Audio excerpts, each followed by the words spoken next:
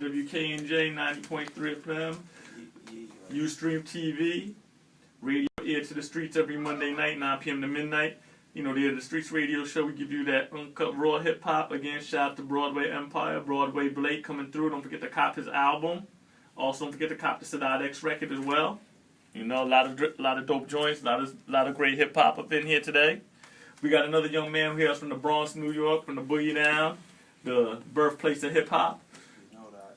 He is DJ Polarity. What's going on? Peace. What's going on? And I said the name right this time, brother. You did get it right because this time. But I always showed you love of the street because there's two. Always, man. You always had Priority, Polarity, so I didn't know the difference. Yeah, but shout out to him, man, DJ Priority.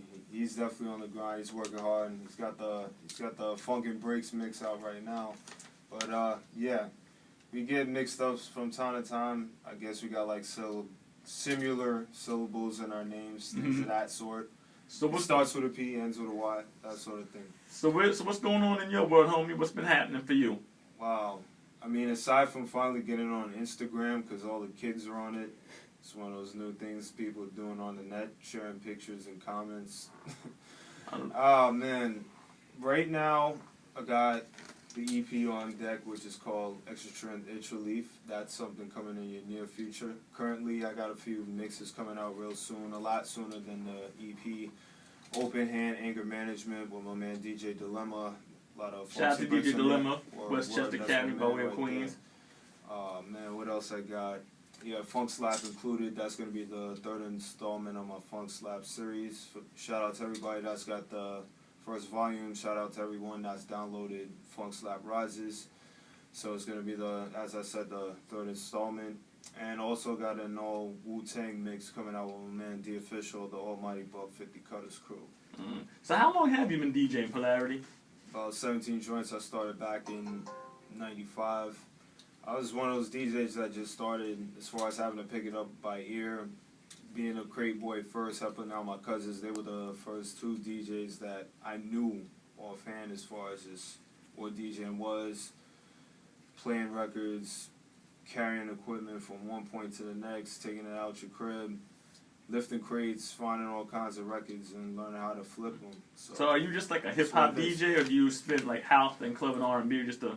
Well, I definitely get into different genres, but for the most part, as my man Steve D said, it's hip-hop that taught me how to play them, in all honesty, because with all the different types of music I like that I grew up on, stuff that I listen to right now, it's hip-hop that helped me to put it all together, because there's different forms of music that are integrated into what hip-hop really is. The only problem is nowadays, I think a lot of it is just sectioned off into one thing. As a brother Broadway Blake mentioned earlier, it's not just one thing or just wanting to bring back the aesthetic of hip-hop. To me, I think it's still alive and well in a lot of different cases, minus the whole oversaturation of, I think, just standardized rap music where it's just everybody saying the same thing, having the same style of production where the music itself is very minimal. I think it definitely has to go back to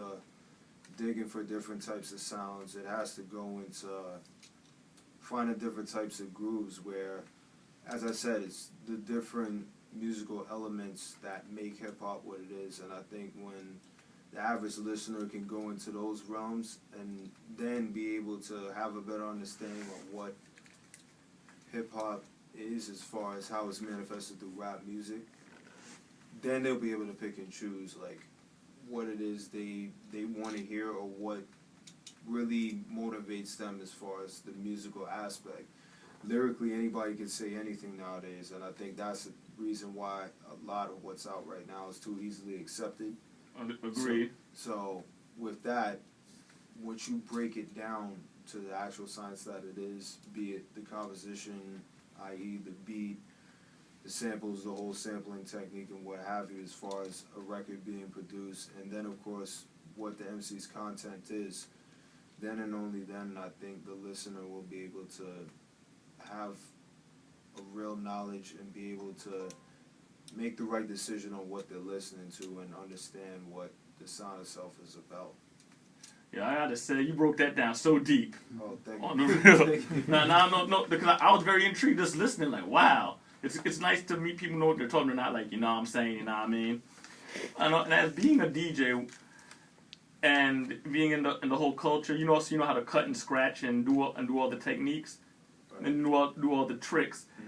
But I know you said you're not really into production. You're more just into artist being the DJ, more or less. Well, right now, yeah, that's my main focus. However, I'm working towards I say progressing into production. Absolutely. And so you do DJ sets for like MCs at like shows and stuff. Yes, and I mean honestly, that's the best way a stage show can go.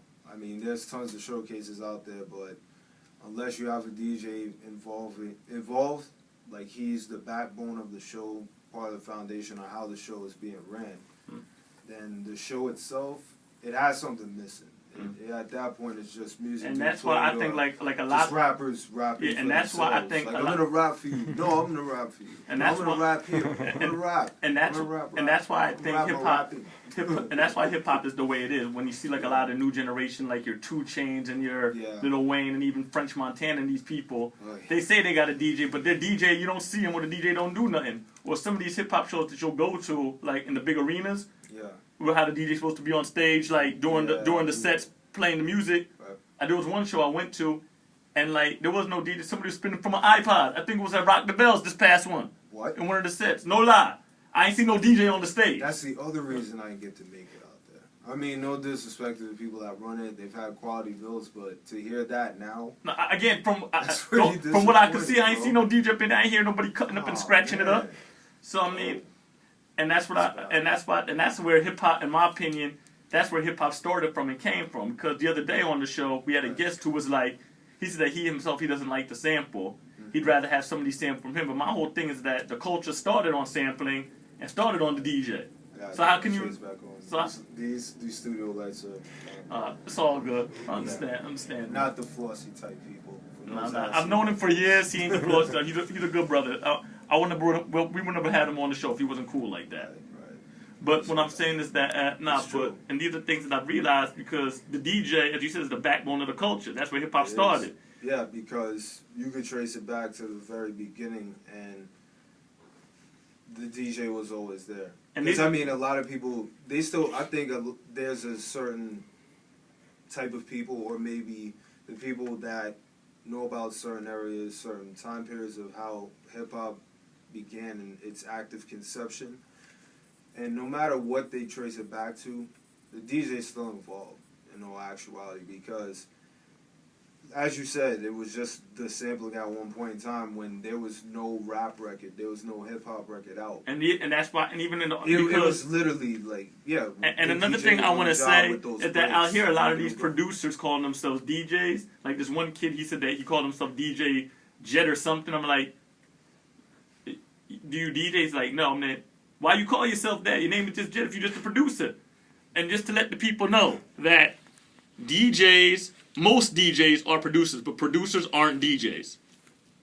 You know, there's some truth. It's the truth. Like, production is an element of music, of all music, whether it be rock, classical, jazz, of all music. But it's not an element of hip hop. Just some knowledge. But you understand what I'm saying? That's really where the culture started from, and a lot of people don't realize that and understand that. Yeah, and in addition to that, I think people don't fully recognize that the DJ is in fact probably the most evolved element in hip-hop culture, because when you take other aspects, you take different elements, it went but so far, and at this point it's those old ideas just being renewed when you take different elements such as the actual writer. You know, there's been different hand styles and different styles of lettering that's been developed. You have the MC. Don't get me wrong, it's still evolving, in which MCs are finding different words and different ways in which to flip words, different intricate points on how they put their rhymes together. Now it's at the point, we're living in a digital age, however, with the technology that's out there, you can honestly say that it's caught up with the mind of the DJ, because when you look at all these different applications we're and the using, break dancers too. that's what it is. And even the B-boys, because and the B girls. I mean, there's probably still moves being made that I don't know, that you don't know. There's probably a B-boy out there who's got like some next level type but of they've commercialized it so much. And it's at the point where all these elements are used to just sell every product that's being mass produced. However, as I'm going back to this point, it's at the point now, like I said, with this digital age, even technology is caught up with the mind of a DJ. That's why you see all these different applications being made to the point where somebody can actually mix on their smartphone or their iPhone. It's been broken down to that point. However, when the true DJ knows what they do, how they do it, how they want to go about it, I don't think they'll ever abandon the turntable, because the turntable, it's been put to probably its most potential and maximum use by the hip hop DJ. And the turntable wasn't supposed to be an instrument. They took something that was nothing and made it into something. Yeah. And I want to say, Polarity, thank you for coming coming into through. something else. Something else. I want to say thank you for coming through and breaking down the knowledge of this. Always, man. And later on, you're gonna get into a little DJ set for us. Show them what a true DJ does. Yeah, all right. We take it back to the source. Man. Take it back to the source. Air to the streets every Monday night, 9 to midnight. DJ Polarity.